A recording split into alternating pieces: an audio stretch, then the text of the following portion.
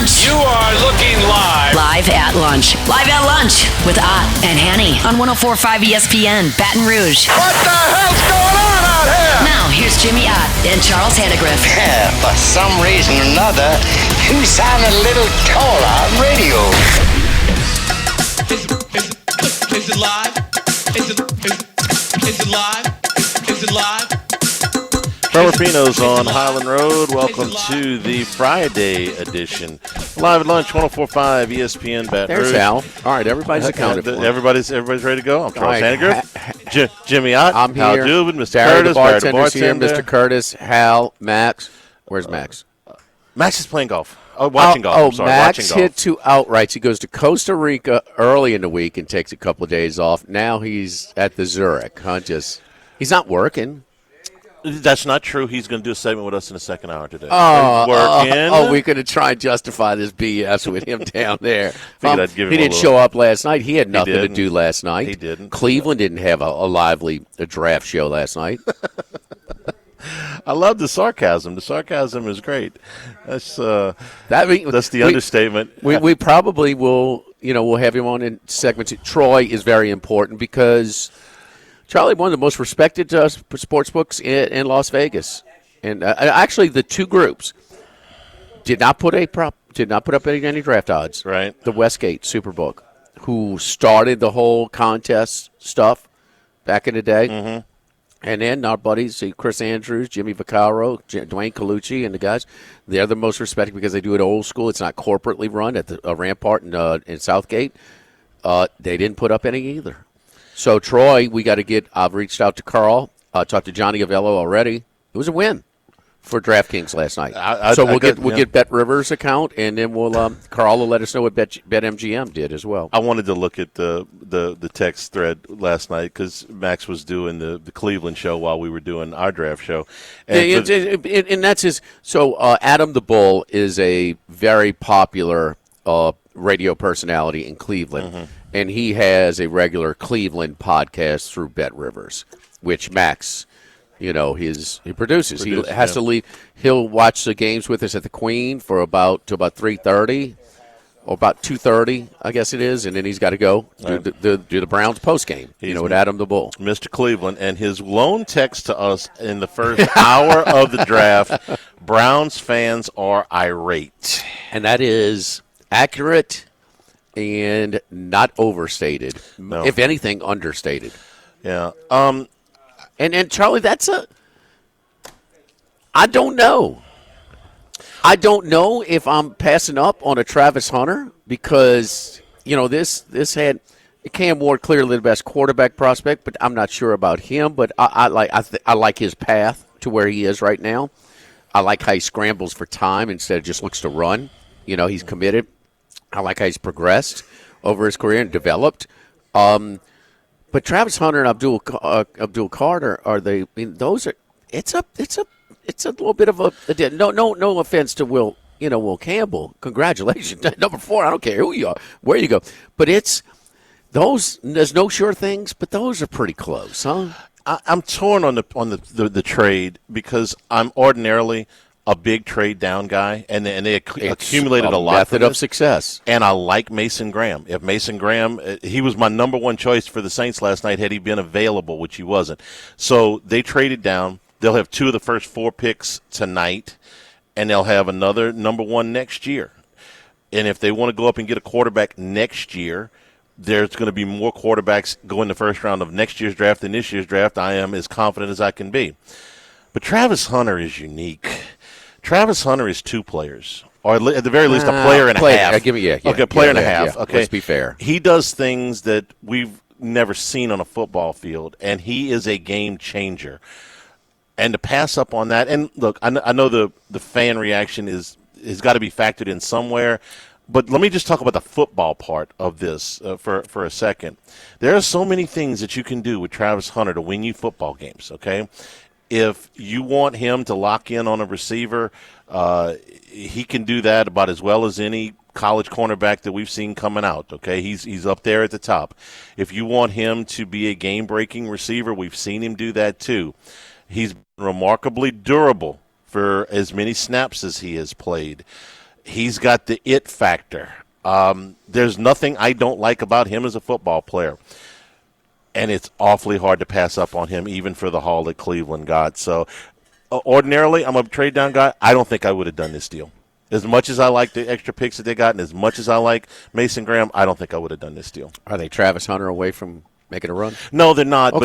But he's that's what you do then. He's a building block that just very, very few teams would have access to. I mean, it's going to be fun to keep score, but Travis Hunter's got a Charlie. He could do what we expect, and Cleveland can still come out with the best interest of Cleveland. Are they that close? You know, no, they're not. No, they're not. They're not. He's just a guy that you can do a lot of things with. He makes you a lot better. Well, immediately. I think Nick Saban was appropriate. How they handle these reps is going to impact his development. And you can't. I mean, you can't. It's just real easier. It's easier to play part-time offense than part-time defense. I agree completely. Well, I mean, everybody respected in football agrees with that. Yeah. I mean, it's just – and so – but he's so – and Nick Saban also said this. He said, I had to switch midstream in Alabama. We couldn't beat people playing defense and punting. You know, we had to score.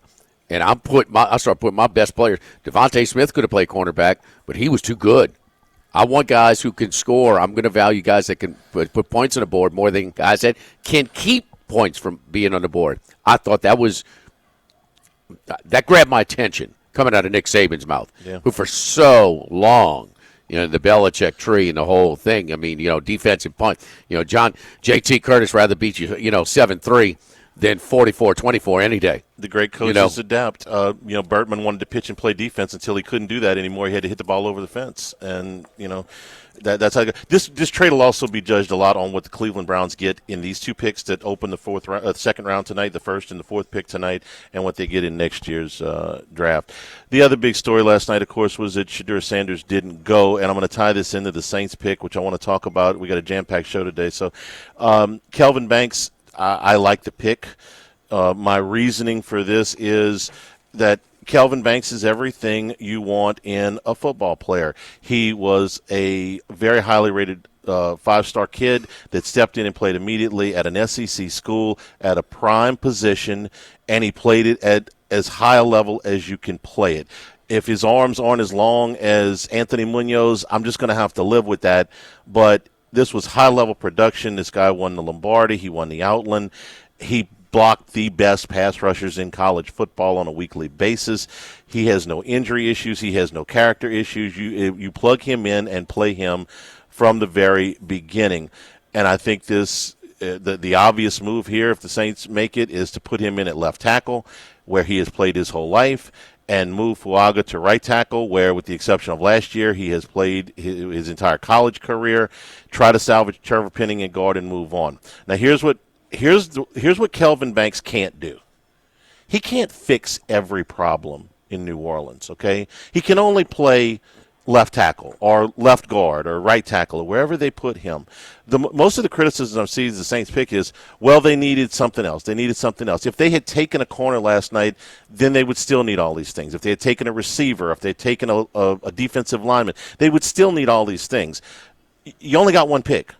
So fix one problem, okay? The Saints have a dozen problems. They've got a dozen holes in this roster, whether they want to admit it or not. Probably more than that. He can only fix one thing. So go fix that thing. I think his floor is very high.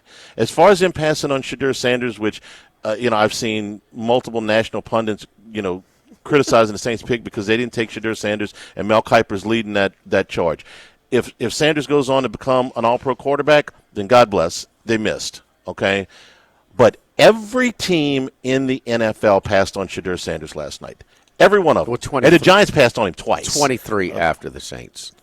Which would be at less risk, as with every pick, because they're less and less valuable. Sure, but every team, everybody had their first round pick last night when we started this thing. So I know, but Shedeur's originally started. The over under was 8.5. Okay, you usually look. Hey, I think the books won in the draft last night. But, I mean, usually kind of you play contrarian when you handicap if you're looking for value. But then it went to 23.5. We talked about that. The 2.5, the under. This is 7 out of 9 years that the under has gone for total quarterbacks taken in the first half. So, the first round. So they have capitalized and profited from, the got to take quarterback, got to take quarterback, got to take quarterback. We talk about it all the time. It's Mahomes versus Brady. It's the damn Buccaneers versus the Chiefs for the Super Bowl. It's not tennis. So, over and over. But, Charlie, 23 teams. The Saints can't be taking any. They may have taken a little dust, for 15 minutes. For if they're taking after 23 teams, wouldn't risk less to take him? No. And let's talk about the quarterback-needy teams. The Giants traded back into the round not to take Sanders, but to take Dart. The Pittsburgh Steelers, respected organization, respected coach, had a desperate needed quarterback. I would say more of a needed quarterback than the Saints or the Giants. With the 21st pick, yes. And they passed on him. And the reason I say the Steelers are more quarterback needy than the Giants or Saints is Pittsburgh with a quarterback is a playoff team next year. The Giants and the Saints almost certainly aren't. So you're talking about, hey, I want to hit on I need a quarterback. I mean, Aaron Rodgers could decide to go off into the darkness, and then Then you're going to go to playoffs with Mason Rudolph? No. So they passed on him. So if you're going to why are you defending it? I mean, are they still getting beat up because they've not after 23 other teams have had picks? Well, they can't be doing it still now, huh? You tell me. I mean, no, there's no way. Shadur Sanders. Derek Carr doesn't help the situation. No, I mean, he can't. I mean, he's making enough money where he can at least show up. That's the least he can do. Right. Is show up for first day of the minicamp, huh? Show me that you're rehabbing his shoulder. If it needs surgery, why aren't you doing that? No matter what. Yeah. I mean, he's in a position of leadership, and he's making more money than everybody on a team. Yeah. And he can't even just show up and hang around. What's he doing? They're right. Is he a cookie class? Nobody knows. And Mickey Loomis is certainly not going to tell you. He's doing crappy podcasts. Yeah, podcasts. He's selling cars.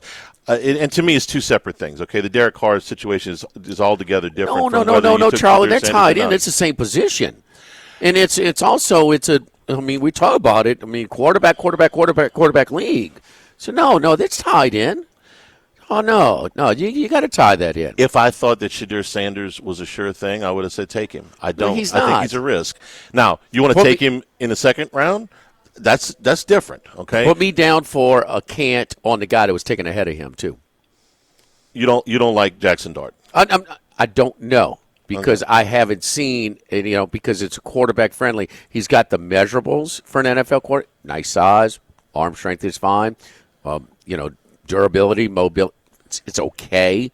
I mean, it's okay. I mean, he's not a statue, but I've seen him have too many starts and just still be inaccurate. With the inconsistent with his accuracy. I'm on the can't for Jackson Dart. Yeah, I'm kind of on the fence on him. I don't have a strong opinion. I don't think he can make it, or I don't think he's definitely going to be a guy.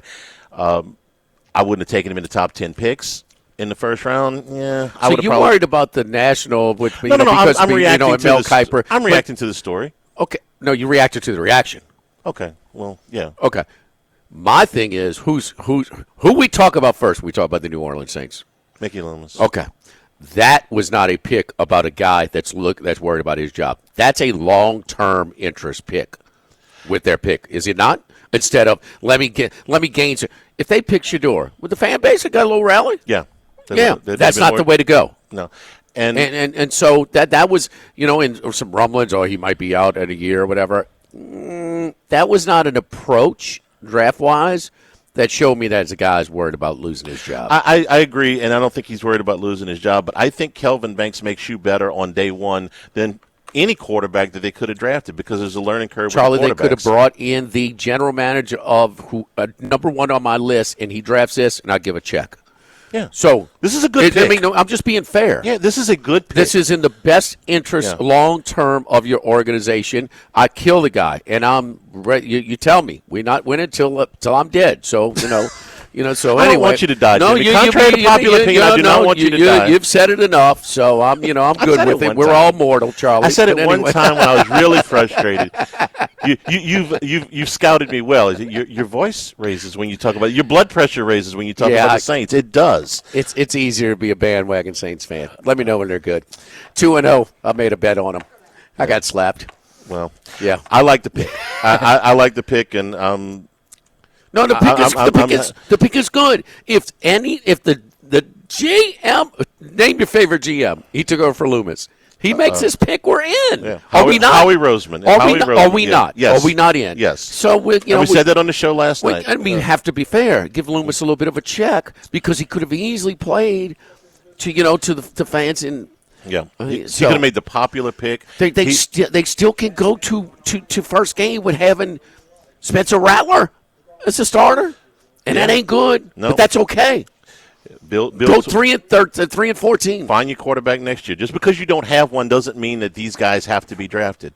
You're forcing the issue. You're forcing it for a need, and they didn't do that. They're not. They also didn't trade away any draft picks. This is in the best interest of long term. Their prospects are better 4 and 5 seasons down the line than the next 2, and this is a pick that is in sync with that. And he is less likely to be a bust than Just don't play Georgia. Just about.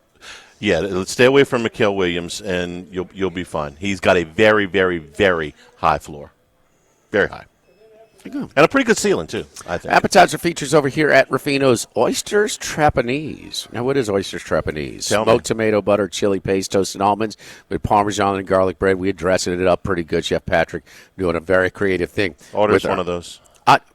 I will, Charlie. Thanks. Steamed duck dumplings with the sweet chili hoisin dipping sauce. You like that? How about this? An andouille striped bass. Andouille crusted striped bass, roasted pecan ratatouille, relish Meunier sauce with the Brussels sprouts. Yummy. Stuffed shrimp. Boy, we're at Friday during Lent, huh? Well, no, Lent's over. Easter passed. I'm sorry, Charlie. It's a kind of a Lent menu today. Stuffed shrimp with the crawfish boudin, stuffed shrimp, pepper jack cream sauce with the braised collard greens. Dessert featured today, bananas Foster bread pudding. Hello.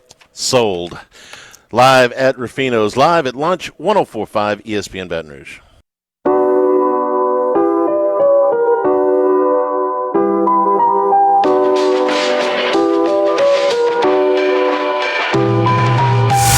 Live at lunch with Ott and Hanny from Rufino's on Highland Road on 104.5 ESPN Baton Rouge. Back here at Ruffino's, live at lunch. All right, let's go out to Las Vegas, San Diego. Where you at right now, Chris? I know you bounced back between the two. I'm in San Diego this morning. A little bit of overcast. Still can't get the weather to cooperate in San Diego. We got some below average temperatures, but you know. I know we need you to come out to me to change our fortune. No, I mean, don't look for a shoulder to cry on. It's 68 and a half degrees today. I mean, they do say this June swoon. Is it a lot of overcast during June? Is that what they're saying? It's just been June gloom, May gray, but it's coming a little early this year. Just the last few weeks, it just hasn't been. You know, we demand 72 and sunny every day. Yes, yes, you can get a little spoiled. By the time I leave there, even humans got on me. I said, man, it's a little warm here today. He's like, stop. So anyway, hey, but your Padres are in first place, huh? Have you still been betting the Dodgers on the run line, or they got to? Yeah, that's been a total disaster. I mean, and it's not even the. I have been doing it just as I said I'm going to do it. It's a little bit of an experiment as of the last couple games. It hasn't been going too well, but I mean, you would think at first the hitting wasn't that great, and then lately they've been scoring 4, 5, 6. Even the other Friday night they had 7 runs in the first inning.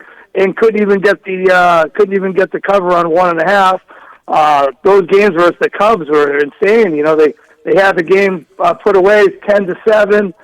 They give up the home run late, and then they give up the run in the extra innings. They even lose the game, let alone covering the 1.5. So yeah, it hasn't been going too well. But I think once they're going to get home, they'll have some streaks where they I can see them ripping off 8, 9, 10 games in a row. So.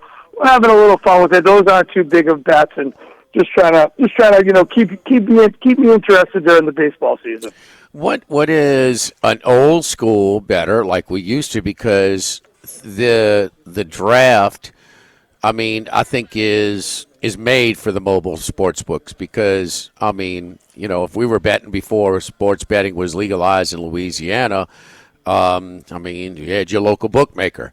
and they weren't giving you numbers on the draft. So this is all kind of new. We know that places like the Southgate, Rampart, and now the Westgate Superbook was the one that surprised me. Didn't put up an odd. Circa was really reduced. We know about their wine, and they got beat the last few years. Not as bad last year, but anyway. But what is a guy in California where the bill for sports gambling, legalizing it in California, was shot down by like 80 to 20%? What do you do for this? For the there's draft? a couple of offshore places where you can look around, but they don't really give you much limits. You can maybe get. I had a couple bets, $200. Over. I got in the beginning of the week when they were still thinking Sanders might be going in the top 10. And I don't know if you caught any of my tweets yesterday, but I mean, the only people that were surprised that Shadur Sanders wasn't going in the top 10 or the top 20 were the people working for ESPN. I mean, I'm not sure if that was a paid sponsorship for him, but Mel Kiper and the rest of the crew, they're in complete shock that he didn't get drafted. They put out a stat, and I tweeted this out, that they said the ESPN people, the analytics department, said he was a 96.9% chance to be drafted by the 21st pick. I'm not sure who's running their analytics department, but that is just an absurd comment to make. I mean, everyone knew he wasn't going to get drafted in the first round. If the Giants didn't take him, they had some guys on from your neck of the woods that I've heard all week that said they weren't taking Shadur Sanders. So who else was going to take him? I mean, the Browns weren't going to take him 2, and even when they traded down, they weren't going to take him 5. The Giants obviously didn't want him. They traded back in to get Dart. So I had that at over 8.5. I laid a bunch of juice on it, but I had the Genty prop under 6.5, which I was getting nervous about. Well, like I said, you can only get like $200-$300 off on these things before they either stop you or change the line big time on you. So it wasn't a big night betting for me in the draft. I did have a few winners, but very small amounts, $200, $300 bets that they're not going to let you get big money down on these things. I was trying to say in the opening, Chris, that you respect the Westgate historically, huh? I mean, just do that. Just do what Circa did. I mean, put up a limited menu and $300 limits. I mean, just do something. Yeah, I heard Johnny Avello on last night on Decent, and he was saying the reason they don't do it, he thinks most of it is they don't want to do as much work, or they just don't have the team to do it, to keep up with it, to have enough people monitoring the Twitter accounts, the beat writers, the local breaking news. He just says that they just don't think they have enough people in the back office to actually keep up with it. I am surprised that they didn't put up any props at all. The Circa menu was super limited too. I mean, I have my account over there, and I was hoping to get some things that were just off the wall that they weren't even close to offering. So. Yeah, it is surprising because it's such a big event. It's 3 days and everyone's into it, and it's the NFL. So, I mean, I'm surprised they don't do it. And with all the ability they have to move the lines and make you lay heavy juice either way, they should make money. And I heard DraftKings did make money. So good for them for making money. That was good for them for having the biggest menu, put up as many offerings as they did. Max and I were discussing yesterday about some of the juice and things. I mean, how do you lose putting out some of these juice odds? But that's it. They don't have the manpower, and this is where we are. I mean, they got a lot more people playing on their phones and walking up to the window. It's just that simple. And DraftKings has a way. When Johnny Avello left, he left the win, or was it the Mirage? The win to go to, and that's our favorite sport. The Circa is what sports and racebook. The win is. That's where I met Chris, and that's where we go again. We both got connections over there, and it's a great place. But he left there to go DraftKings, a little bit of a head scratcher at the time. They don't have the staff that the Win or Circa. They don't have the staff that DraftKings does. Think about the numbers that had to change after the Jacksonville trade. Okay, not on Travis Hunter, not even on the next 2 picks, but on that 5th pick. Okay, we didn't know who Cleveland was going to pick. They could have picked 3, 4, 5 different guys. In game, Charlie was about four picks ahead. Okay. So there was a big day. We have learned a lot how far behind we are watching on TV. Yeah. Okay. And then Twitter last night in our draft show, we were getting anywhere from 2 to 5 minutes ahead of what ESPN was showing. Yeah, because I would think it would have changed the odds on Mason Graham, on Ashton Genty, on Mimbu, on sure, but you couldn't get down at that point. Yeah, okay, yeah. Live. Let me ask you guys. Well, let me ask you guys a question, if I may. The Patriots. We got your boy Will Campbell, and I'm very excited. It's not the flashiest pick, but the kid obviously loves football, and it's pretty cool to get a big offensive lineman, a leader, and the ex-captain who got released this year, David Andrews, came out and said the most important measurement is a quote from the old Landry, the 18 inches from your head to your heart. He believes that Campbell has that. So I wanted to get your guys' comments on Campbell, but I also wanted to ask you, being an SEC country, the Patriots need a weapon, and there's a few guys, this Trey Harris or Luther Burden, or the two receivers from Iowa State. I just wonder what you guys might have thought about those guys. We like Luther Burden, so I know I do. But Charlie, you want to start on Campbell? I can't give you any more of a recommendation on a player. He stepped in as a starter at left tackle in the SEC in day one. He was highly productive. He's a high character kid. He's athletic. I forget about the arm shortness. I mean that was never a problem. If there was one problem with his game this past year is that he had a higher number of pre-snap penalties than you would expect from a kid as smart as he is, but I wouldn't expect that to continue. You're getting a great player there. I agree with Jimmy. I like Luther Burden. I like Trey Harris. He had some injury issues his last year, but I like both of those players. I think they'll both be good pros. Chris, since he's a sophomore at Neville, okay, this guy's going to be really good. He's got an LSU lean. He likes it. Whatever. He had to go through his recruiting process during COVID. And he was one of sort of the leaders to kind of keeping still coming to visit and meeting some of the other, 4 and 5 stars and trying to, be with him. So it was a different deal, but stability is what I talk about. Dependability.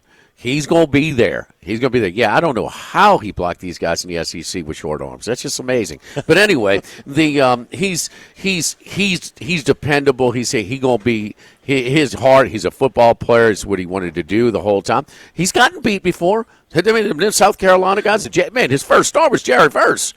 That's a pretty tough assignment. Who's pretty good for the Rams right now, but he is seen to be, and he is a dog, man. He is going to be no BS with him. He's going to be just fine. Yeah, I saw some stats that he was only giving up 5 sacks and over 2,500 snaps. So that's pretty good. And it's not like he's going against the MAC. He's going against the best edge rushers in the SEC, and that's where all the star talents, like you just mentioned, Verse, that's where they're all coming from. They're not coming from other conferences. They're coming from the SEC. So I figured if you only let up 5 sacks there, that's pretty good attribute for him. Especially those edge guys. There are a lot of them in the SEC. Those guys that and we can debate a little bit on the accuracy of the 5 sacks, and that many snaps. It might be. Yeah, he hasn't gone through it's not like he didn't have a game where he had, man, he's got his work cut out for him. South Carolina game. Kennard gave him some trouble. The Verse, but for the most part, he's had going through a lot of them and done just fine. And then I got to ask you, Drake May's the guy, huh? Well, he is the guy now. I'm not as fully gung-ho as I say a lot of people are. I know he showed a lot of good signs, but I think our bar was so low over the last few years that anything positive, we were jumping for joy. But I also think he has to clean up the turnovers.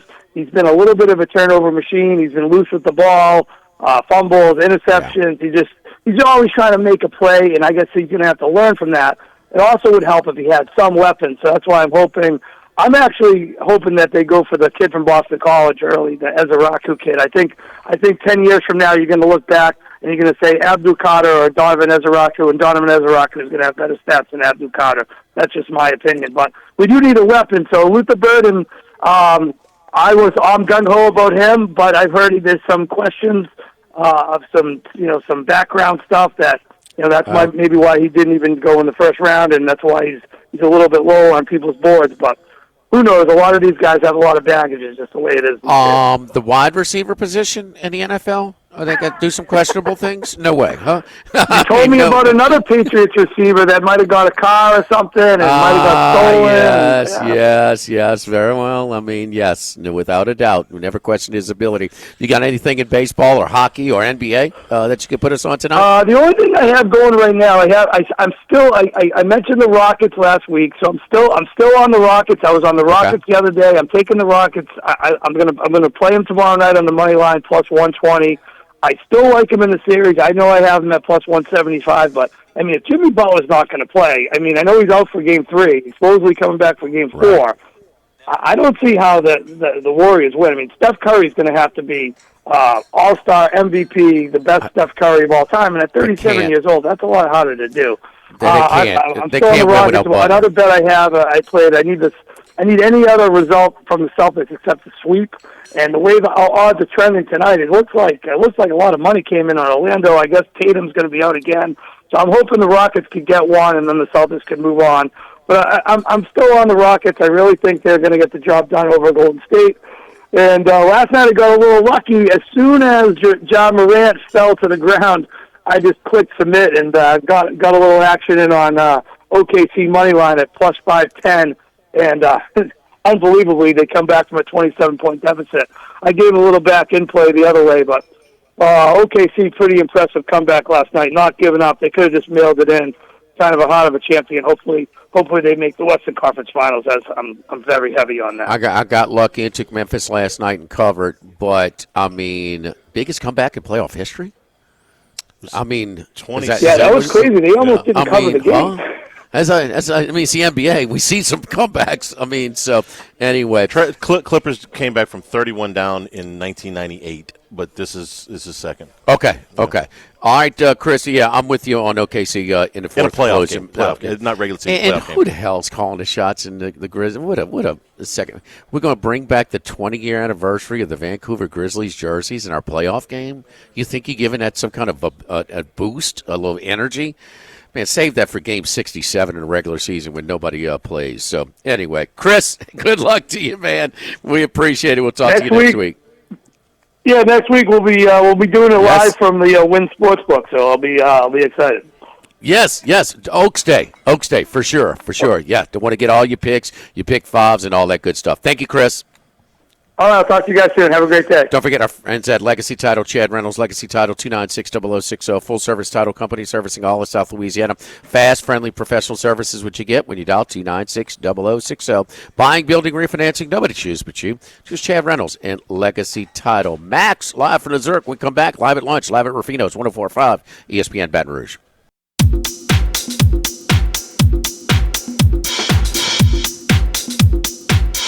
Jimmy, Charlie, and Troy. Three best buddies sitting around talking sports bets. Let's welcome in Troy Macker from Bet Rivers. Troy, we've been giving Bet Rivers their props because, I mean, it was a pretty good menu. The one that we like the most is the team markets. You know, the different teams that are listed. What are they going to draft? What position will they draft first? And because those are winnable, not just the players, and not all 32, but by far the most for a long stretch of the competition. So, for a sports book that's still taking some risk here, but the mobile sports books were certainly more aggressive than the brick and mortar in Nevada. But how did it do? It seemed like the public, the books may have won. Last night, the public didn't clean up, and not getting any reports there. Yeah, well, so thus far for us, we've taken a loss from a sportsbook handle, and just before it came on, I decided to look back at the last couple of years of just total draft numbers, and we basically take a loss on the draft every year. Last year, we took a pretty big loss, low to mid six figures. Right now, it's mid five figures. All depends on what happens the next 2 days, but you'll see, a decline in the number of bets we take, and the significant wagers. We took a handful of 5-figure bets last night. But this draft has already produced more tickets and more money than each of the previous 4 drafts. But each of the previous 4 drafts has grown, so this continues to be a growing event for us, even though, we do have a good selection of options, but they're going to be limited because, we can't offer in every state. And obviously, we have to take a lot down the day of, and there's just a lot of moving parts. About 2/3 of the states allow it. Is that number accurate? Yeah, I would say there's probably, if we're in 18 states, I believe 6 to 7 don't. Okay, right at it. From your staff, because sometimes it can be added work for limited, a limited profit. But they hear the moaning and groaning, trying to keep up with some, the mass public on an information-based, wager menu. Not really. I think the big ones where there's more of a huge element are the high-profile players. A lot of it is run by, betting software and data companies, but, specifically as it related to, Travis Hunter and more than anything else, Shedeur Sanders. You've seen his odds change on a wild, different amount of bets, not just, to go at a specific position, but, he was listed to go in each of the top 10 or top 7 picks that we offered. His over-under changed dramatically. So, there's been the most tinkering with odds and changes because you have to, because it's been so volatile. We're getting new reports every week, every day leading up to the draft. And when I looked at it, 9% of all the NFL draft tickets were on a Shedeur Sanders market, and 6% of all draft money were on a Shedeur Sanders market. So, I believe that puts him as the 3rd most popular draftee by total tickets and around the 5th or 6th most wagered on. And some of those guys from a money standpoint, like we took a huge bet on Will Campbell to be drafted in the top 5. We took 2 huge bets on Tyler Warren to be the first tight end drafted, which didn't hit. Right. But, Shedeur Sanders, the tickets are there. Because he's, easily the most popular player in this draft and easily the most, high profile and polarizing player in this draft. You get any of that late steam yesterday from the Bears, possibly taking Genty at number 5?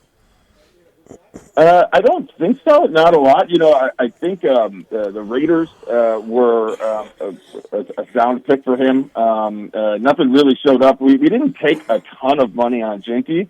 I wonder if it's because, while he was an exceptional player, I could have possibly won the Heisman. I can't remember if he broke the single-season rushing record or got very close, or if it was, he needed the bowl game. But there's still that stigma about running backs in the first round. So other than the over-under market of first-round running backs, we didn't take a lot of action on Ashton Genty compared to the other guys who went in the top 7.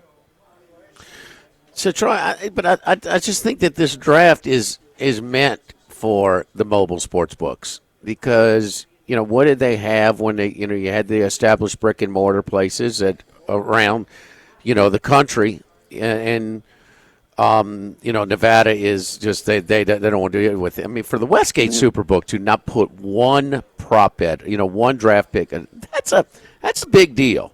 That's a big deal. That's it. They are letting you know.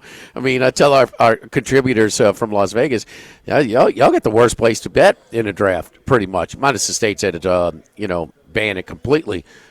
We have a much better menu here in Louisiana, but we didn't bet it with the local bookmaker before sports betting was legalized in Louisiana. It was not available, so this was created through the mobile sports books. The Las Vegas used to do more of it, and I used to think, man, that would be awesome going out to Las Vegas for the draft. Well, now you can't even bet. You got to bet a day before. It's the worst place to be. But I think this is, to try and maybe capture. Do you get new members? Do you get a little bit more of the market share during the draft because you have such a wider betting menu than pretty much anybody? Yeah, I think so. You do get a wider selection of people than normal news-based events because, there's both fans of the team, fans of the NFL, fans of the colleges. It is to your point about the mobile betting, I would say that probably 80% of our handle was taken within 2 hours before the draft and during the draft, which is pretty staggering. And that's that's probably 98% of it was probably mobile. Certainly a little bit of brick and mortar, but the day before the draft, we had a decent handle, and certainly that was not all mobile. But you figure, weeks before, months before, that's when you're probably getting more brick and mortar action. But just the when I woke up and updated all the data to see how much money and how many tickets had come in since I last checked at about 6 p.m. last night Eastern time was kind of staggering, and that shows just how much. Is going right before where the odds get taken down, and then live, because the odds will change to your point about team markets. As the trades happen, player, and if you see a team move back in the draft, but they've still got 4 or 5 more picks before they're on the board, you have the time for that odds to go back up, and you probably have a pretty good understanding of what positions they're going to attack if they trade back in. With the amount of insiders on Twitter and information at your disposal, if you have 3 to 5 minutes real time where the odds are back up, and the number's going to be adjusted, but you can really get smart about it and have a better chance to win. So it's going back to, I'm not terribly surprised that this continues to be a public winner year in and year out, because it is far more news-based, even with crazy trades. No one had expected Jacksonville to draft at number 2. I've looked at 100 mock drafts. There are probably 7,000 mock drafts. How many of those that include trades had Jacksonville going number 2? And yet still, with some crazy stuff, Panics going 8 last year, the public still keeps winning at this event. Well, we thought we were going to get Max to give us a Zurich Classic report down at the PGA event right now, but he's going to give us an Adam the Bull draft night show recap in Cleveland with his work last night. Imagine how much they're beating the drum for Shadur Sanders all day today. The Cleveland Browns fans didn't anticipate that as well. Great stuff as always, Troy. So I was wrong. I thought it had been a little bit of a house winner last night, or even a substantial house winner. Still a public winner last night for the draft, according to Bet Rivers. Thank you, Troy. Have a great weekend. We'll talk to you Monday. You do the same. Thanks, guys. All right, don't forget our friends at United Community Bank, the local way to bank big, with locations from Baton Rouge to Golden Meadow. We've been serving the people of Southern Louisiana for over 50 years. We've got a great team of bankers over at United Community Bank. Heath Meir, Nicole Glover, Hunter Creed, David Campbell, David Henry, Prentice Wilkes, my friends over at United Community Bank. United Community Bank, your business is our business. We support the hardworking folks behind local business, from initial startup loans to ongoing planning and assessments.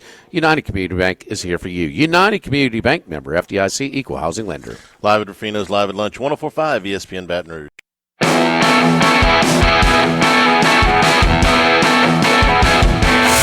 Live at lunch with Odd and Hanny from Rufino's on Highland Road on 104.5 ESPN Baton Rouge. A lot of different places the Saints could go with that first pick in the second round at number 40 right now. Will Johnson still on the board, corner from Michigan. Knee problems there. Mike Green at the edge from Marshall with some off-the-field things that probably kept him out of the first round. South Carolina safety Nick Emenwari, Trevion Henderson, the running back from Ohio State. Trey Amos, corner from Ole Miss. Jaden Higgins, a wide receiver from Iowa State. All of them could be in play when the Saints pick at number 40. And Mason Taylor, the tight end from LSU. Henderson could go. He's second choice to be the 33rd overall pick to the Browns to start things off. Shadur Sanders, the favorite, plus 125. Hour number 2, straight ahead at Rufino's, 104.5 ESPN Baton Rouge.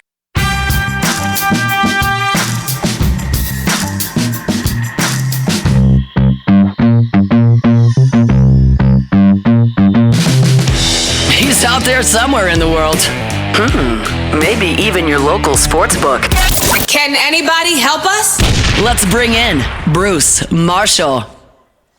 You know, Charlie, we've been doing this with Brucey for over 30 years, and there's never anything I have thrown at him that he's not prepared for. You know, some of our guests, they need a prep list and things like that. Yeah. Not with Bruce. I'm going to test him today. Brucey, you ready for this? Okay. I'm kind of curious myself. Who's your pick for the next pope? Okay. I got the Cardinal out of Norway. I say I say Jimmy Ott. I promise you that's not going to happen. I stumped him. That's it. Okay. That's it. You didn't expect that, huh, Charlie? There's like 400 Cardinals, I think, that they get to pick from. So you got a board. I mean, Bruce, I know you've had to have been to the Vatican, huh, Bruce? My wife has, but I haven't, believe it or not. Okay. So you've been to I've Rome a lot of as much? churches. I was yeah, okay. Anyway, so we had the Vatican exhibit at the World's Fair. You remember that in '84? Oh, absolutely. That was one of the most popular exhibits in New Orleans. Yeah, World's Fair was a big bust for tourism. Got a lot of negative publicity with the crime in New Orleans, but it was a great locals event. There was no doubt about that. 1984, and then of course they did some nice things with that area. And the warehouse district was not as desirable pre-World's Fair as it is these days. Hey, Percy, you're not a. Give us your thoughts on the betting, the draft. I see it both ways, but.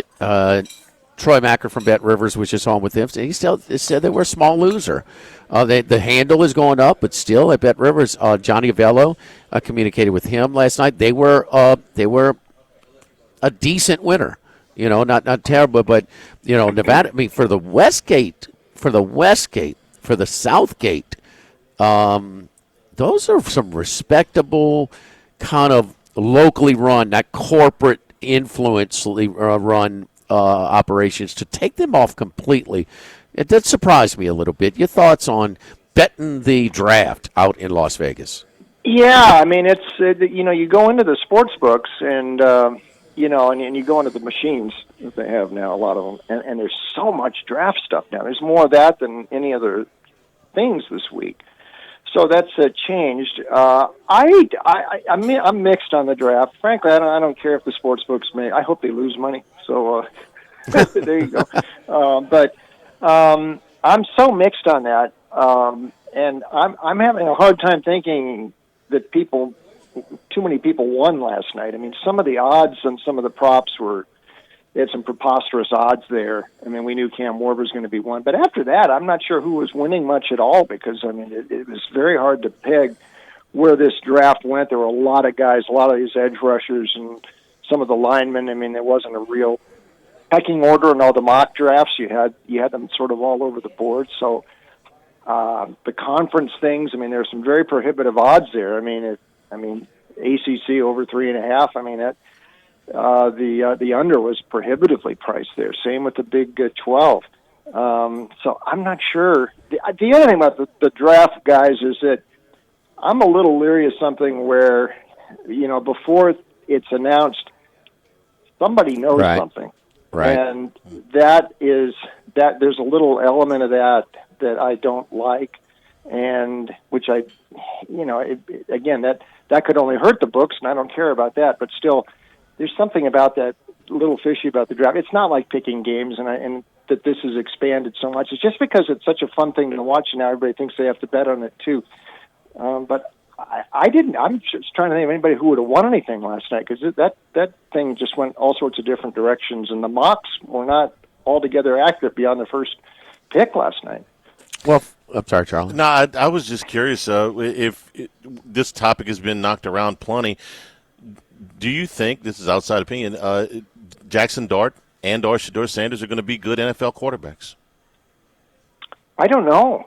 I don't know that Cam Ward's going to be a good NFL quarterback. Yeah, throw him in too.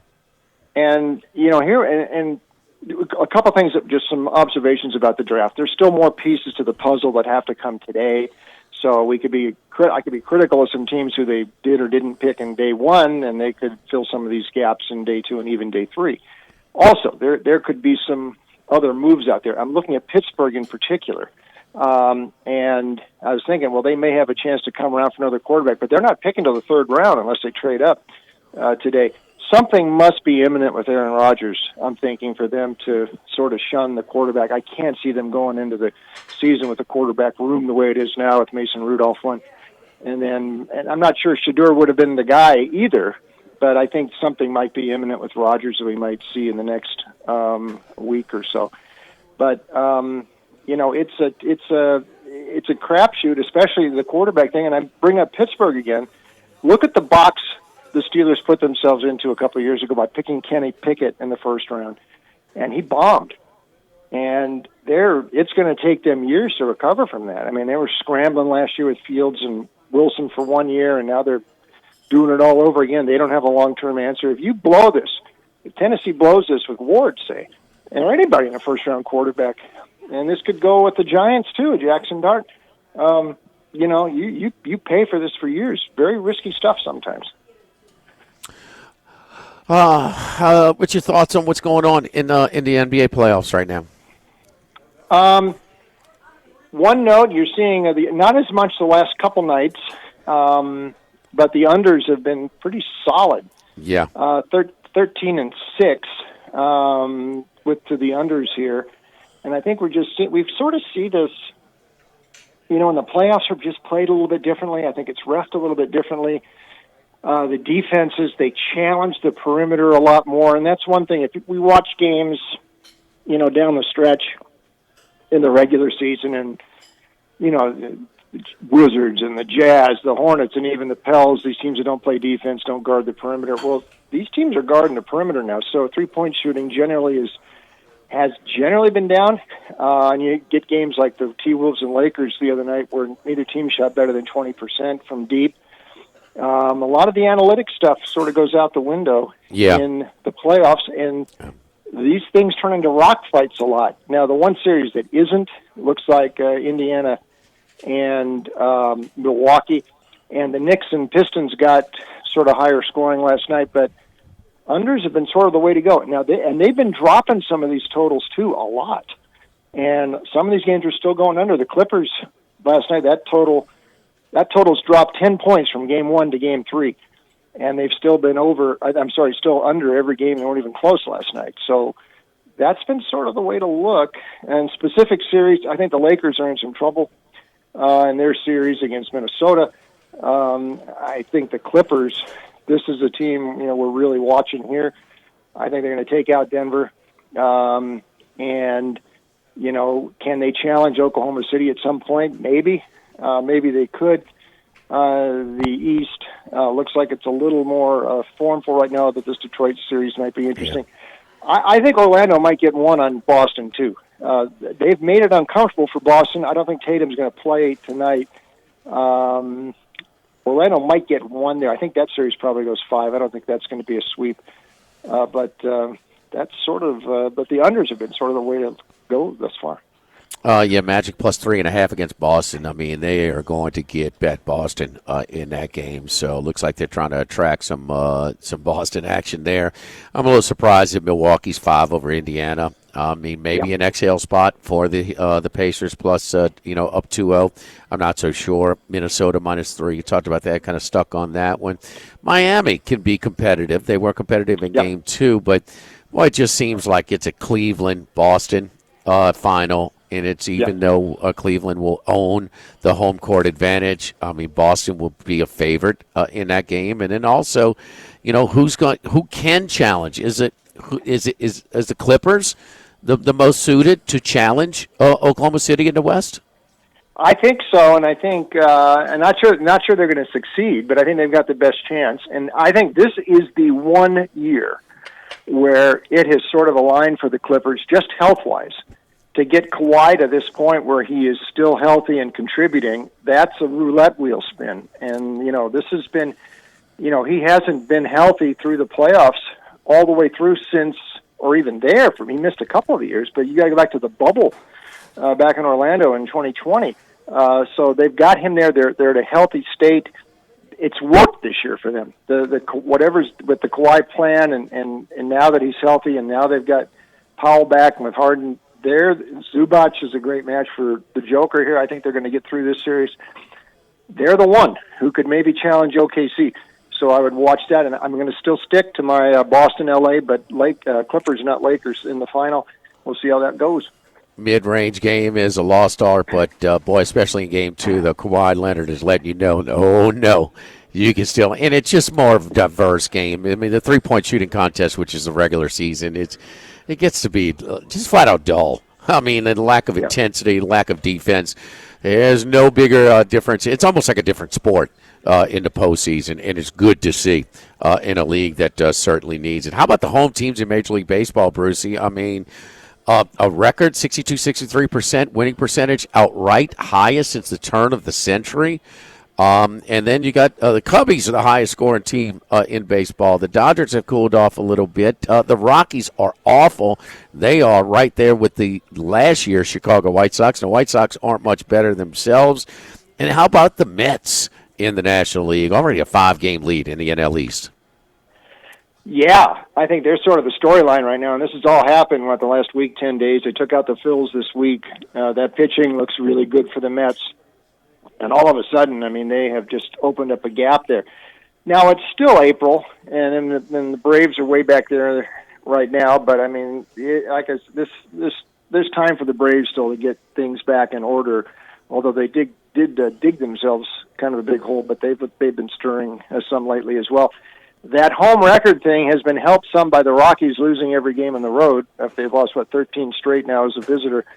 So that's sort of contributed to that. But you're right, overall, the home thing seems to be working, and I have been impressed by the Cubs. They are obviously not scared by the Dodgers. Good for them. And the fact those games have mostly been really high scoring. And the Cubs are now beating the Dodgers 4 straight. Dodger pitching. We're keep an eye on that. Blake Snell looks like he's going to be out for a while now. So there's some vulnerability there. I think the Padres and Mets might be the 2 best teams in the National League right now. So we will see. Yeah, when they get Jackson Merrill back, even more so. But yeah, Cubs-Dodgers series already over. They win it 4-3 after losing the first 2 in Japan to start the season. So they win it 4-3. Wind blowing a little bit out this past week with a 2-game set in Chicago. I like Casey Mize in Detroit tonight. That's an honest number at home against a struggling Baltimore team. Former number 1 pick out of Auburn is playing better. There's no doubt. And how about this, Charlie? Plus $1.80, 85. Paul Skeens. Against the Dodgers tonight. It's a premier pitching matchup. Yeah, top 2 odds on favorites for the NL Cy Young. Skeens is top favorite. Yamamoto is number 2, so we will see. That's in Chavez Ravine, so worth the price of admission there. Yeah, so plus $1.85, the Paul Skeens, so not that bad as well. How are Pirates going to score off that guy? They probably won't. No. So good thought there. Brucey, anything else that you want to give us? We got Derby Day next week as well. Yeah, I'll have Derby next week. One other thing about Skeens tonight. Last night, the Pirates played the game in Anaheim, and a couple of weeks ago, the Angels announced they wanted to start that game at 6:29 p.m. Because of the CBA and the timing, they had to start at 3 hours and 1 minute flight to Minnesota for the game tonight. So Artie Moreno said, we want to have a nighttime game, and they thought Skeens was going to pitch last night, but it turned out Pittsburgh pushed him back one more day, and instead the Angels fans got to watch Carmen Wodzinski last night for the Bucks. They didn't get the game with Skeens. Angels had to fly all night to Minnesota when they should have played that game yesterday in the afternoon. So take that, Artie. I know the Angels won last night, but that's not too good. One other note, the NHL. St. Louis, I think St. Louis is going to beat Winnipeg in this series. I don't think Montreal is out of it at all against Washington. They go game 3 tonight.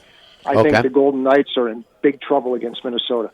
Yeah. I think Minnesota and St. Louis, 7 and 8 teams, both get through this round in the West. We will see.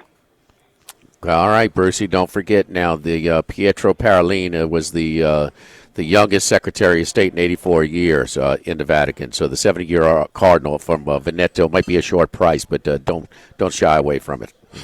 Okay. Thank you, Brucey. Oaks Day next week. We'll talk to you. Have a great weekend. We'll see you next week. Okay, you too, boys.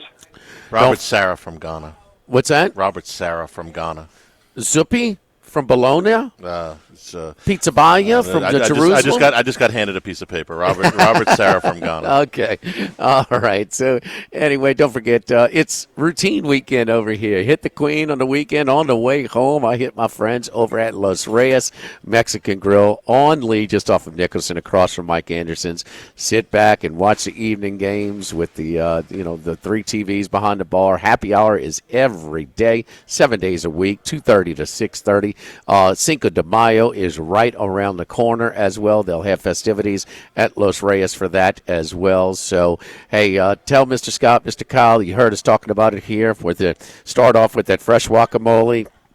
Tacos, the quesadillas, the fajitas are outstanding, burritos, you name it. And they got that Mexican pizza, which is outstanding, and also the gyro.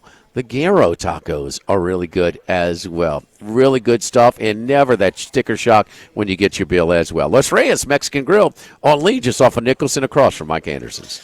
We will be going down to the Zerk when we come back. Max is down there. We'll get some stuff from him live at lunch. Rufino's 104.5 ESPN Baton.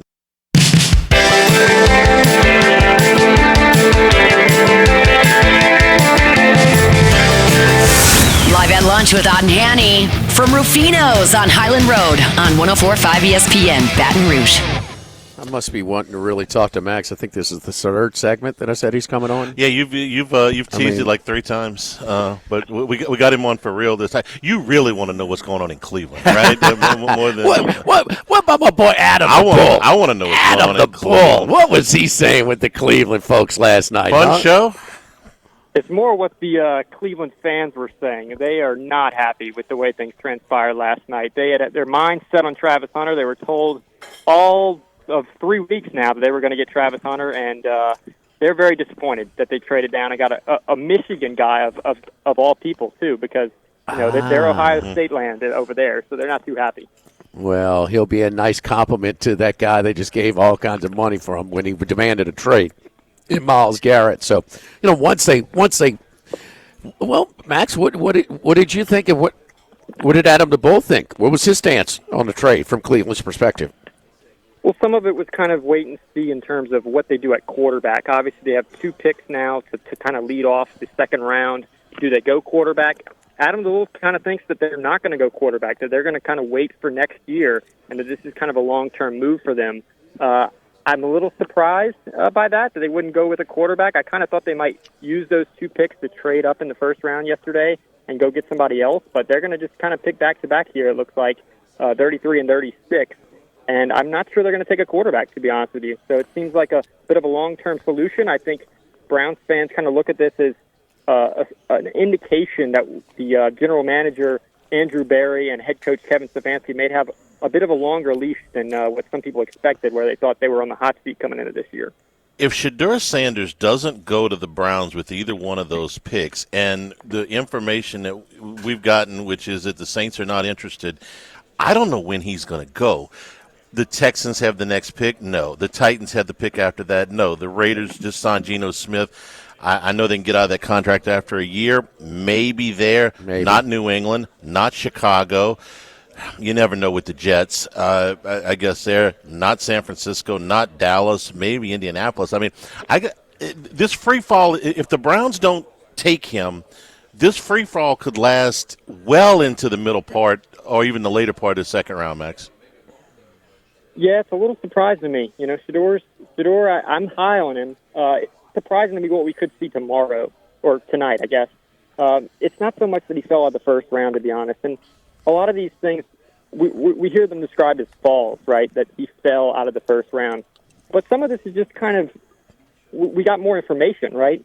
I don't think that these teams just all of a sudden had a different opinion of them in the last week or two. It's just we got more information that, yeah, teams don't view him that highly. They prefer a Jackson Dart. They might even prefer a Tyler Shuck. Who knows tonight?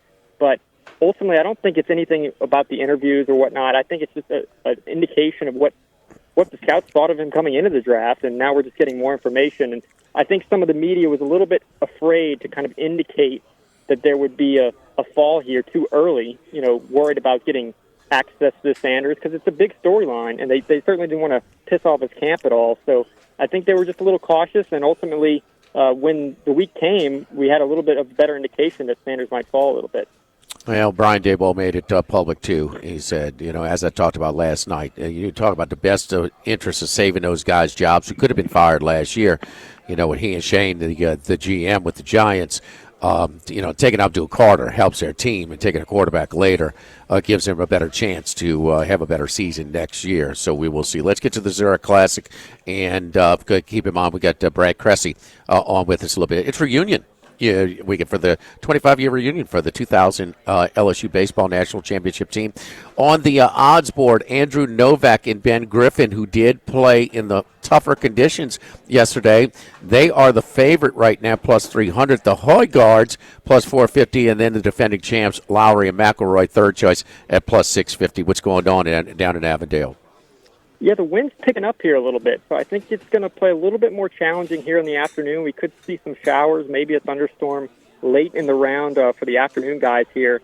So I think the conditions are getting a little more difficult. Novak and Griffin just came through the front nine here, 7, 8, 9, which is their last 3 holes. They birdied the last hole, an impressive birdie on a difficult pin location on the par 3 ninth. So they're in a really good position. I really like what I saw on the up and down here on 7, which is where I'm stationed. Novak and Griffin. I mean, Novak missed out in the playoffs last week. Lost to Justin Thomas, but he's picking up right where he left off. So watch out for them. I think they're a worthy favorite at this point, considering the conditions coming in. The real storyline, I think, right now is with the cut line being top 33 in ties, there's a whole lot of groups that are going to be on this cut line, and that's the one thing we're seeing a lot of right now. Is you can hear some caddies talking about where's the cut line going to be. It's probably going to be at 9 under. It might move up to 10, but you've got these groups with 3 holes to play where there's some birdie opportunities. They're saying, hey, we got to get 2 birdies here coming down the stretch. There's just so many groups that are on that cut line because it's a smaller field, essentially, with only 70 teams. Is there any betting opportunities right now? Yeah, so I like a couple plays here this afternoon. One of the plays is the first-round leader, Isaiah Salinda and Kevin Velo. They played really well yesterday, but they're a little bit weak when you look at them, I think, an alternate shot here. You're going to be a little bit more reliant on Kevin Velo, who hasn't been playing all that great. Minus 130 for over 71.5 round 2 score, so even par or worse. With the winds blowing up a little bit, I expect it to play a little bit more difficult for them. So that's something I'm watching out for. Velo and Salinda, the first-round leaders, to go over 71.5. All right, Max. But you think some of these it could be a little challenging in the afternoon today, huh? Yeah, I think so. And if you have a weak link, specifically, I'm actually looking for a couple of the group props, waiting for DraftKings to load here. But if there are any specific players that are clearly a weak link, I think of Bryce Garnett pairing with Sepp Straka. That's one group I'm targeting. Look out for plus 120 on Davis Riley and Nick Hardy, former champions of this event 2 years ago. They have played well together in this event. They know how to play alternate shot. They're accustomed to this format. And Bryce Garnett, they're going to rely on him because you're not getting bailed out by a best ball from Sepp Straka. Straka's a great player, but Garnett's clearly the weakest link of that whole group. And you're getting plus 120 coming back on a Riley and Hardy who have a great history here. So I would look out for these difficult conditions really taking a swing at some of these weaker players in these alternate shot fields. So that's why I'm going to go against Sepp Straka and Bryce Garnett. All right, Max. Safe trip back, man. Enjoy the golf. I know you will. Thanks, guys. All right, don't forget our friends at and look, Novak and Griffin are in the clubhouse today. They're finished at 16 under. The Hoygaards, they're just 3 strokes back. They should, make up. So probably they might be the leaders. Now we got to see yesterday's leader. They tee off at 144. The Hoygaards tee off at 12:38, getting ready to do it right now. But at 144, Velo and Salindo will tee off as well. So we'll have to see what they do against some more challenging conditions to see who. But I think that the Hoygaards at plus 450. Let's keep them going, Charlie. Don't forget our friends at Total Maintenance. Now is the time to take advantage of that AC check. It's just $79. It's normally $179. They came to my house, and immediately I had to turn the thermostat, move it a couple of warmer because it was just too cold. Because it was cleaned. It's running more efficiently. It's cooling the house quicker. It's going to contribute to lower monthly bills, going to avoid we really lean on them in those hot summer months. It's going to avoid a more costly, more inconvenient breakdown. So it's win-win-win, all for just $79. Call my friends at Total Maintenance, 480-1000, 480-1000, and take advantage of that one-time AC check. Mention me, mention Charlie, mention the station. It's normally $179, just $79. Total Maintenance, 480-1000. Brad Cressy joins us when we come back. The 25-year anniversary of LSU's 2000 National Championship will be celebrated on Saturday at the Box. We'll talk with the Dick Hauser Award winner from that season, Brad Cressy, when we return live at lunch here at Rufino's 104.5 ESPN Baton Rouge.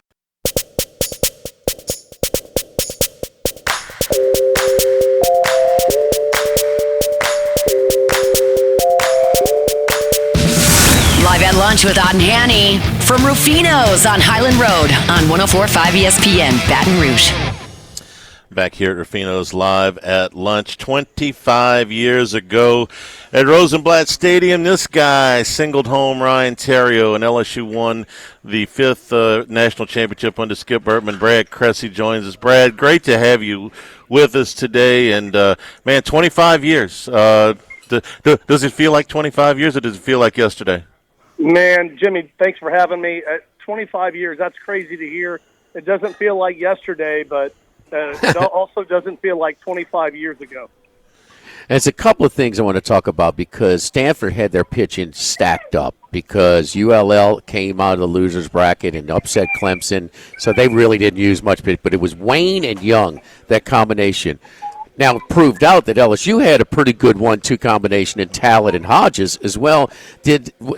What was the thoughts going into that matchup with those two guys rested on their side? But you guys thought your two were probably just as good as those. Well, going into the regionals and super regionals, we faced the gauntlet. Whether it was UCLA and Texas that year, we faced combined about $75 million worth of first-round pitchers. So we were the, quote, underdogs when it came to the draft status with the teams we were playing, but obviously the belief system that Skip instilled in us and the brotherhood we had, and anytime we took the field, we were extremely confident that we were going to get the job done. Speaking of money, one more matchup that we reference a lot is the marble game. It was a midweek afternoon game, and a guy by the name of Mark Pryor was starting against you guys, and Ben Saxon. And we bet on this show a little bit, Brad. Ben Saxon was the favorite that day against Mark Pryor, but Brad Haupt with the big home run to kind of knock Pryor out of that game. Yeah, Pryor was dealing as Mark Pryor does, and I'm glad the coach Gillespie called a changeup, and Haupt hit it at about 450. That list of pitchers that you guys beat Hinkle and Karp, the two UCLA aces in the Super Regional, beat Bo Hale, Texas's ace, beat Mark Pryor.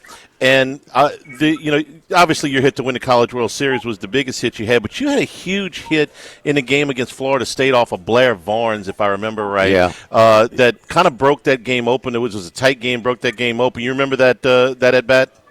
Well, I clearly do, because that was my only hit that World Series until I drove in the single to drive in Terrio. Everyone knows I was 1 for 12 in the College World Series that season. So that one double I hit was my only hit of the season, and I hit it. It was a homer on a normal day, and the wind was howling in, and I kind of pimped it out the box, and I had to slide to make it a double. So that was kind of embarrassing, but that was a big hit at the time. Brad, but, I had a chance to go to Seal Beach and eat at the Abbey. It's a cool little pizza and wine joint with a million TVs and all the MLB games. Mark McGuire type of Did you imagine you're going to be in Baton Rouge 25 years later? Still doing it, huh? Well, so when I came here, obviously my wife's from here. I met her in college, and all my college buddies like I said, we were a brotherhood. The NIL and the transfer portal wasn't in play when I was in college, and I'm not saying that the current players don't have a brotherhood. It's just a different landscape these days. And, Skip really pulled us together and made us, the family we are today. And I'm extremely excited to see all my brothers, tomorrow at the reunion, 25 years later. We still keep in touch. We have a group text. We follow the current Tigers, and Jay Johnson's doing a fantastic job of, bringing back, the tradition of, what Skip, the legacy that Skip left. Yeah, I got a chance to talk to Trey Hodges earlier this week, and unfortunately, they planned a family vacation to Europe this week, and he's not going to be able to be there. And he was so disappointed that he said we planned it a year ago. He said I can't change. He says I'm really disappointed I can't get there. Brad, one of the things I remember about that season, and I reference this a lot, anytime there's an overreaction to regular season losses. This will probably surprise a lot of people that don't remember that season. You guys went to Houston in the non-conference and got swept. And it got swept pretty hard, too. I think they lost 2 of those games by like 8 runs. And I want to know how you guys felt after that, because there was a lot of shock that you guys had lost. And it's like, no, they're going to be fine. But it might have been hard to think that after getting swept at Houston. Well, we got swept in Houston. And also that year, I don't know if I'm blending all my 4 years together. I think in 2000, we got swept at home against Vanderbilt as well. And when people hear that these days in 2025, they're like, that's no slouch in Vanderbilt. But back in those days, Vanderbilt was the doormat of the SEC, and we got swept at home. But as far as how do we bounce back, it's baseball, right? Things can happen. You can have a bad couple games, and the other team can play extremely well. So just like this midweek game they had against Northwestern, this current team's going to flush it. They're going to bounce back. Obviously, they have Tennessee coming in, who's a top team in the conference. They got to play well. They got to pitch and have timely hitting, and in order to win the series. But as far as how we bounce back, it's a marathon, not a sprint. And we realize the game of baseball is a game of failure, and sometimes you get knocked down and it makes you stronger, and it's how you bounce back. And in that championship game, speaking of bouncing back, there was a big gap in the middle of the game where Young and then Wayne was kind of dealing. And this is kind of baseball legend at LSU. Barbier's speech, that we ain't going down like this. And what do you remember what Blair said? And then he went up and had the at-bat, hit, about an 11-pitch at-bat and hit in homer. What do you remember about that speech, that moment?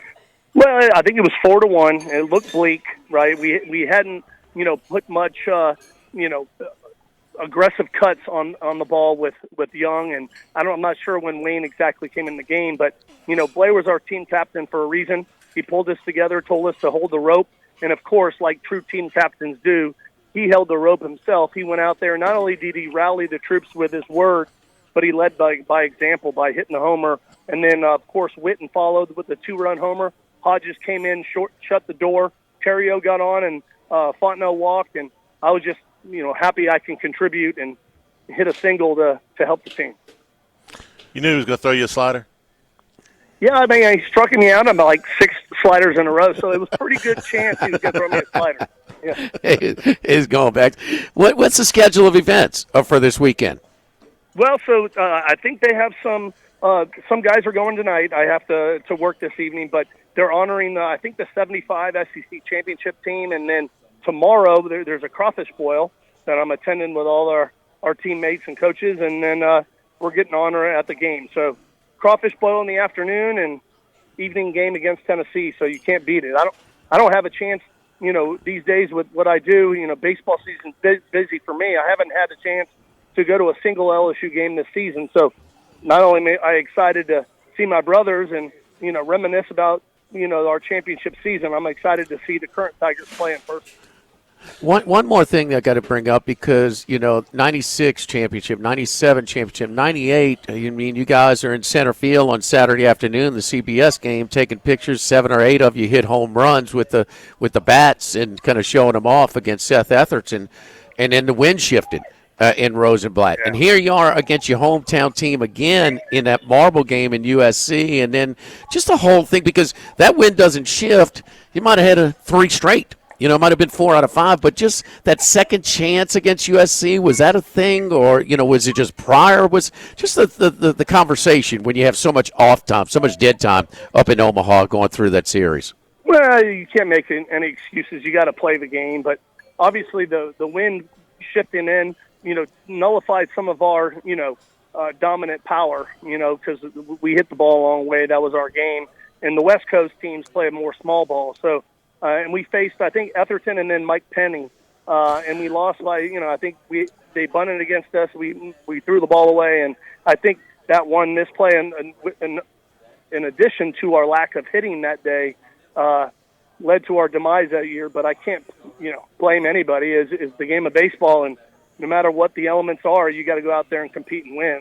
We just didn't get the job done. It was a tough pill to swallow for that 98 team.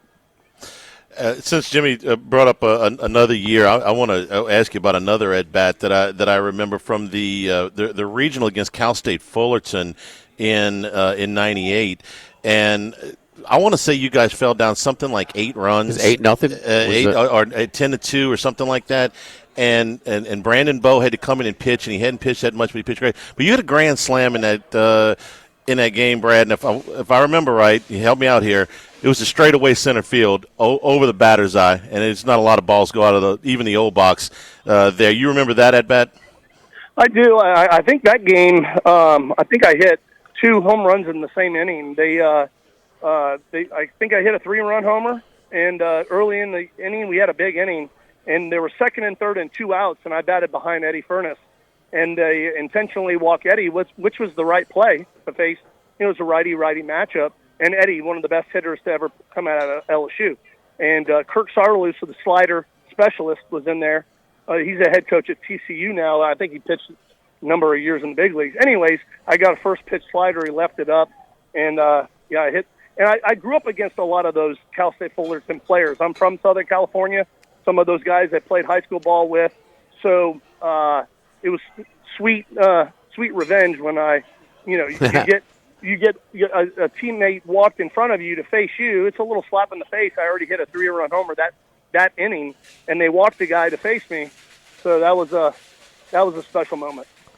Was the ball, though, that 98 against USC, the first game, to straightaway center, was that the farthest one you've hit?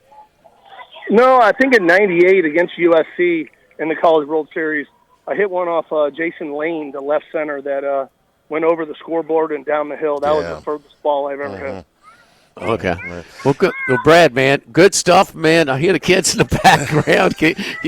You're always working, man, with those kids in youth baseball and all that good stuff, man. Well, Enjoy I apologize. I'm actually at Traction right now where I work, but Catholic got rained out. Their field, it rained so bad that they're playing on turf. So I'm watching a playoff game as we speak. Catholic's playing Lafayette. There you go. Enjoy the weekend, man. It's a special time. LSU always does a great job with these events, honoring their previous champions. Y'all deserve it. Well done, Brad. Have fun. Thank you, guys. Appreciate it, Jimmy. Have a good day. All right. Former LSU Tiger Brad Cressy. And such a unique path. Tommy Lasorda, his godfather. Of course, Brad's dad, Mark, was in – when he gets a game-winning hit, they show him in Rosenblatt in the 2000 College World Series championship game. But, the bullpen coach for the Dodgers. And, Charlie, Seal Beach it's very close to Anaheim. Mm-hmm. And so it's kind of an Angels country. It's not as far north as across town with the Dodgers. But like you said, Long Beach is right there. So Fullerton is not far away. And those were prominent programs in that era. And for him to come for a 4-hour flight to Baton Rouge, was quite a jump. It was quite a jump. But Lasorda, who was a regular visitor to the New Orleans area, came and spoke at some of Skip's events and things. So there was a little bit of a tie there, but still, it's a lot more common for these players, especially California players, to come. But that was a different era, and that was a big step. And for him to still be here working right now as we speak, doing with youth baseball, it's cool. I don't know if I ever told you this story, but I had a very, very early flight. I was on a flight by myself, apart from the group, that next morning, the day after they won the national championship. I had to get to the airport at like 5:30 in the morning. and believe me, the celebration ran very late. There was one person that beat me to the airport. The two of us were at the gate first, me and Mark Cressy. Oh, really? And we got to sit down and visit for about 15, 20 minutes. Oh, he had to be excited. Oh, it was wonderful. He's a great guy, and it was terrific that I got the chance to talk to him. I was like, what was that like? And he was over the moon. It was a really, really special moment for him and his son. Cool stuff. Cool stuff. Yes, indeed. Take a break. Come back, wrap things up here live at lunch, 104.5 ESPN Baton Rouge.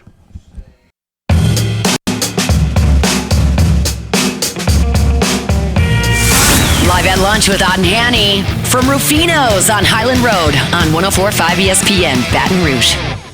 Today's show we're also brought to you by Coastal Capital Advisors, your full-service financial planners. Let them do for you what they've done for me, which is set up your retirement where no two situations are alike. They'll work with you no matter what your age, what your financial situation is. They'll get a tailor-made plan for you to make sure all your retirement goals are achieved.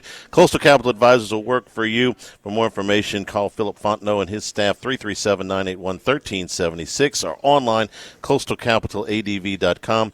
Advisory services provided by New Age Advisors member FINRA SIPC. You ever think you got a good 3-4 punch or 2-3 punch in your lineup? Eddie Furness hitting third and Brad Cressy hitting fourth for the 1998 Tigers are still, 25 years later, the top two home run hitters in the history of the Southeastern Conference. Is that right? Furness hit 80 and Cressy hit 78. Tommy White got close. He got 75 in his 3 seasons, but they are still 1 and 2. I know the bats were different, but, man, those guys could mash. That was something. LSU got 2 4-year players, too. Yes, 2 4-year players. The Tigers got their work cut out for them tonight. Liam Doyle, a junior lefty for Tennessee, is as good as it gets. 104 strikeouts in 58 innings. He's got a whip of .83 and an ERA just under 2.5. We'll see if Cade Anderson can bounce back from a rough outing a week ago against Tennessee tonight. This game is basically a picket, and LSU's not in a picket situation where they're not a favorite in Alec Box very often, but that's the case tonight. Should be an electric weekend at the stadium. Looking forward to that. Anthony Ianson and Marcus Phillips tomorrow, and neither team has announced a Sunday starter yet in this series. I got my money on Vitello does something to aggravate the fans. Well, seeing as all he's got to do is walk out the dugout to do that, I'd say you're right on that one. Thanks to the folks here at Rufino's. They're always our Friday host. And Monday we will be at the Queen. For Jimmy Odd, Jordan Kinch is back in the studio. I'm Charles Hanniger saying thank you and good afternoon. This has been Live at Lunch from Rufino's on 104.5 ESPN.